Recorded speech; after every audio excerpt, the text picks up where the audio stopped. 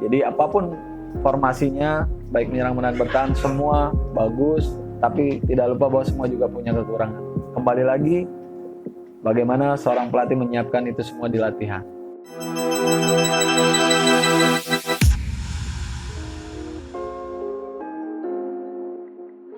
Halo Sobat Rank Sport, kembali lagi di sini bersama Coach Wahyu BW.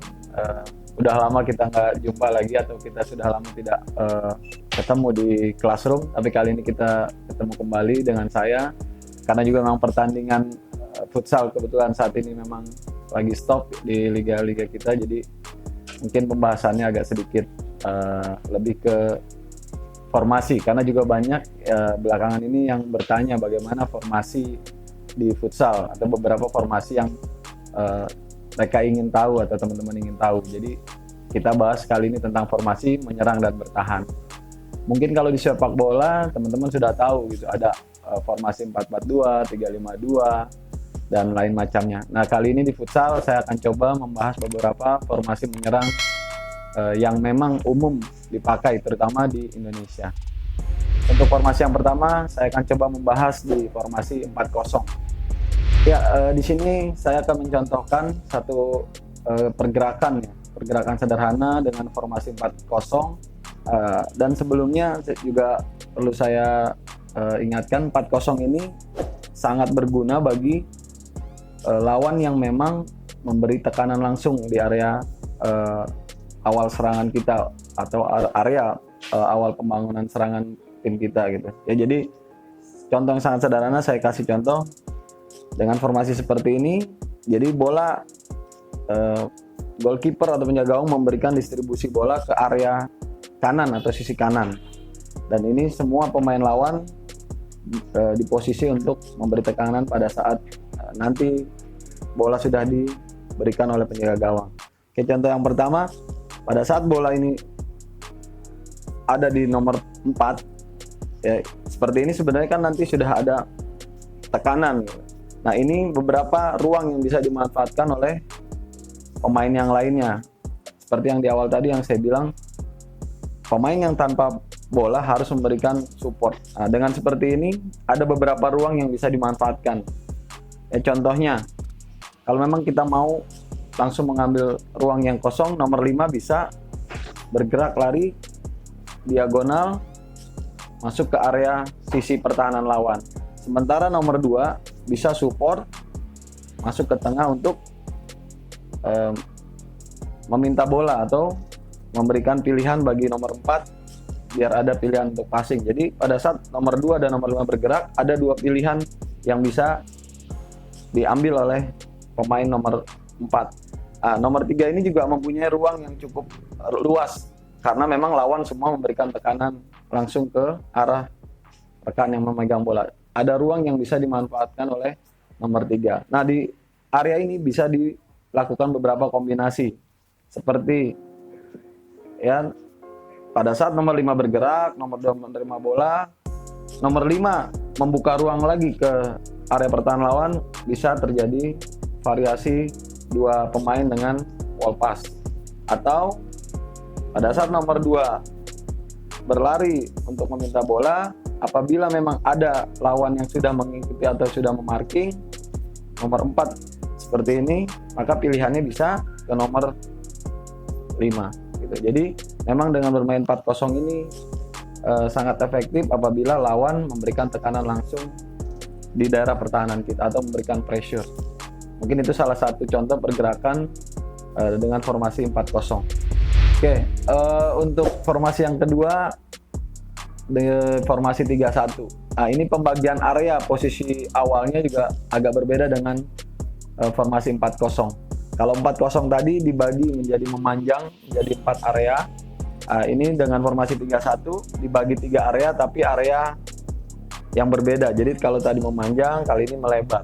Kenapa dibagi seperti ini? Pertama, memang untuk memudahkan pemain tahu di mana mereka berdiri. Terus kemudian yang berikutnya atau antara lain, agar mereka bahwa apa yang mereka lakukan nanti di area-area yang sudah sudah ditentukan. Nah, di sini ada 3 area. Area pertama adalah area pertahanan ya, area pertahanan kita atau di tengah itu untuk area membangun serangan untuk mempermudah, dan di area ketiga area finishing. Jadi seperti itu pembagian areanya. Nah, kenapa harus memakai formasi 3-1? Biasanya formasi 3-1 adalah formasi yang dipakai apabila tim kita atau pelatih nanti mengetahui bahwa timnya mempunyai pivot yang cukup kuat dan cukup bagus gitu. Jadi 3-1 ini selalu menempatkan target seorang pivot di area pertahanan lawan. Nah, kombinasi yang dilakukan di area di formasi 3-1 ini juga cukup banyak gitu. Ya. Ada nanti bisa menyerang melalui sisi kiri, sisi kanan, ataupun langsung direct ke pivot.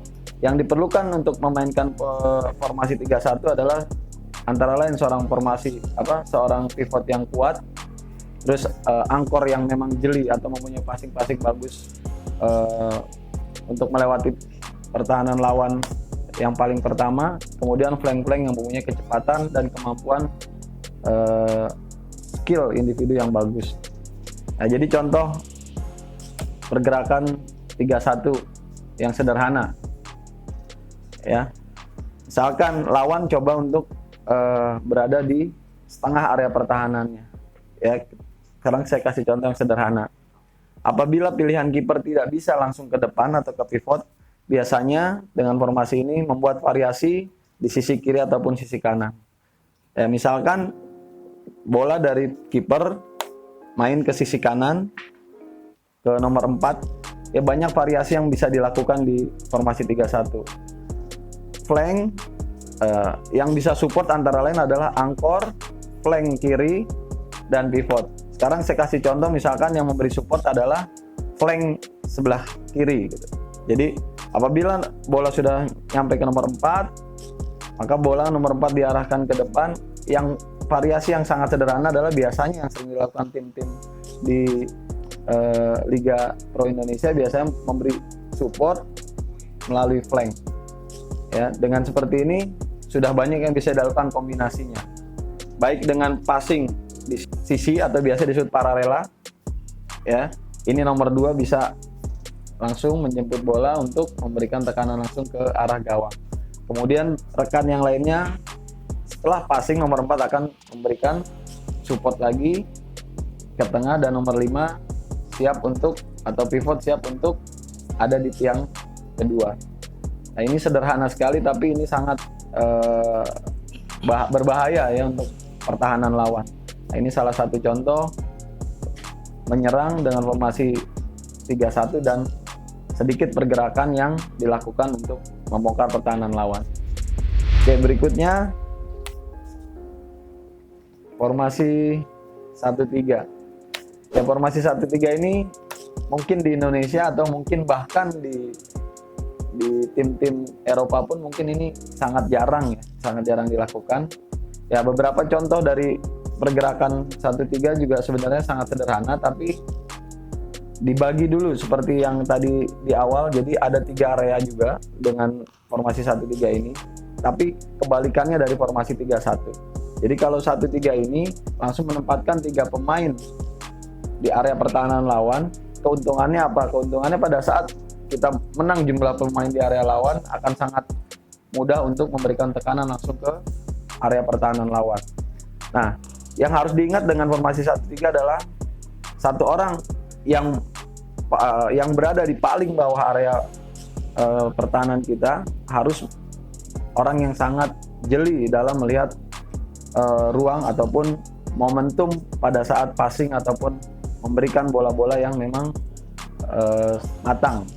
Nah, resikonya dengan bermain 1-3, apabila passing ini tidak akurat, maka akan terjadi serangan balik yang cukup membahayakan karena memang kekurangan orang di area pertahanan kita, dan transisinya juga sangat lambat ya. Jadi yang harus diingat dengan formasi 1-3 adalah harus mempunyai orang terakhir atau anchor yang memang cukup baik dalam memberikan umpan-umpan ke daerah pertahanan lawan. Ya, dengan formasi 1-3 tidak terlalu rumit pergerakannya karena memang dengan menempatkan 3 orang pemain pilihannya pasti banyak di depan, dan ini mungkin lebih banyak melakukan pergerakan atau variasi 3 pemain ini dengan gerakan-gerakan yang sering kita sebut backdoor ya. Di timnas kita disebut backdoor, yaitu bergerak di belakang punggung lawan.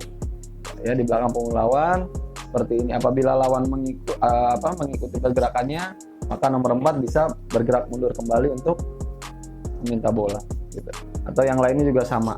Bahkan apabila memang seorang pivot ini sangat kuat pun, ini bisa dimanfaatkan dengan formasi 1-3 ini dengan menjemput atau bergerak di belakang punggung pertahanan lawan atau pemain bertahan dan memberikan tekanan ke depan untuk meminta bola, dan bisa mempunyai pilihan banyak karena memang 3 orang pemain ini sudah ada di area pertahanan lawan.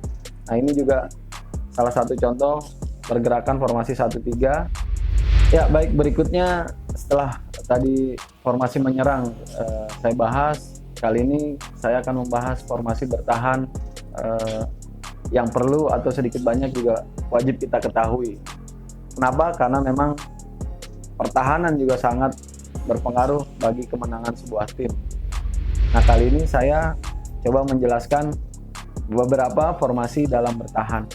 Ya, formasi yang pertama adalah formasi yaitu yang bertahan yang dilakukan langsung di area pertahanan lawan.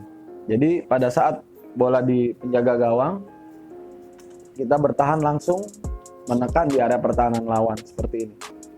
Ya, ini formasi yang dilakukan apabila biasanya pemain penyerang lawan ini tidak bagus dalam menguasai bola. Nah, ini sangat menguntungkan apabila kita memakai formasi full press ya. Jadi pada saat bola di penjaga gawang kita langsung pressure. Jadi tidak selalu pada saat full press seperti ini semua harus langsung memberikan tekanan ke lawan-lawan masing-masing. Jadi memang harus diamati juga kekuatan yang mana nanti bola akan dialirkan oleh penjaga gawang. Oke, ini kelebihannya. Tapi juga kita harus antisipasi kekurangannya, atau kita harus tahu kekurangan dari formasi bertahan full press seperti ini.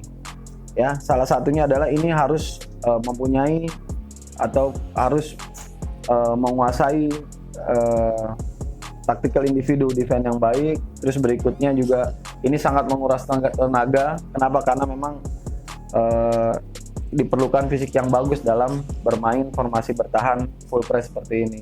Dan ini sedikit miskomunikasi juga ini akan sangat berbahaya bagi area pertahanan kita sendiri gitu. Jadi ini yang harus diingat juga. Oke, yang berikutnya adalah medium atau memberikan tekanan di area tengah. Ya, ini juga bisa, kalau saya sering menyebutnya ini mix ya, jadi mix defense gitu. Jadi ada momentum untuk press, kita bisa press, tapi kalau memang momentum memang sekiranya penguasaan bola dari lawan sudah bagus, kita juga bisa bertahan di setengah aja, atau untuk mengantisipasi kegagalan dalam bertahan, kita hanya menunggu di setengah.